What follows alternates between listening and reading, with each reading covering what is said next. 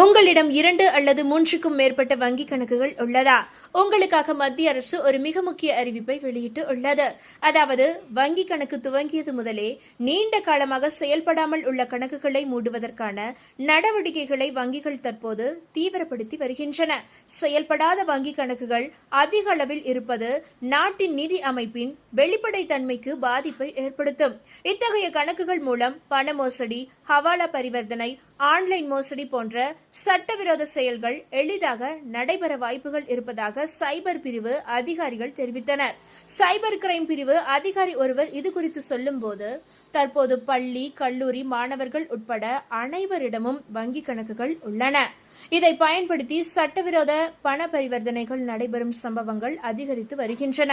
இது குறித்து பொதுமக்கள் விழிப்புணர்வுடன் இருக்க வேண்டும். தேர்வு மற்றும் விடுமுறை காலம் காரணமாக விழிப்புணர்வு முகாம்கள் ஜூன் மாதம் முதல் மாநிலம் முழுவதும் நடத்தவுள்ளோம். மியூல் அக்கவுண்ட் மோசடிகளை தடுக்க விழிப்புணர்வு அவசியமாகி உள்ளது என்றார். கோவை மாவட்ட முன்னோடி வங்கி நிதி ஆலோசகர் ரவி கூறுகையில், பயன்படுத்தாமல் உள்ள வங்கிக் கணக்குகள், குறிப்பாக மகளிர் சுய உதவிக்குழு மற்றும் கல்லூரி மாணவர்கள் கணக்குகள் மூலம் மோசடிகள் நடைபெறுகின்றன.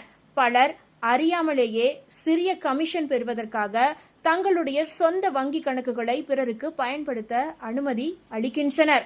இதனால் மோசடி வழக்குகளில் அவர்களும் சிக்கிக் கொள்வது அதிகரித்து உள்ளது. ஒன்றுக்கும் மேற்பட்ட வங்கி கணக்குகள் வைத்திருப்பவர்கள் பயன்படுத்தாத கணக்குகளை உடனடியாக மூடுவதுதான் பாதுகாப்பானது. பொதுவாக 2 ஆண்டுகளுக்கு மேலாக செயல்படாத கணக்குகள் தானாக மூடப்படுகின்றன. தற்போது ஓராண்டுக்கு மேலாக பயன்படுத்தப்படாத கணக்குகளை மூட வங்கிகளுக்கு ரிசர்வ் வங்கி வழிகாட்டுதல் வழங்கியுள்ளதாம். மூடப்பட்ட கணக்குகளை மீண்டும் செயல்பாட்டுக்கு கொண்டு வர KYC ஆவணங்களை சமர்ப்பிக்க வேண்டியது அவசியம்.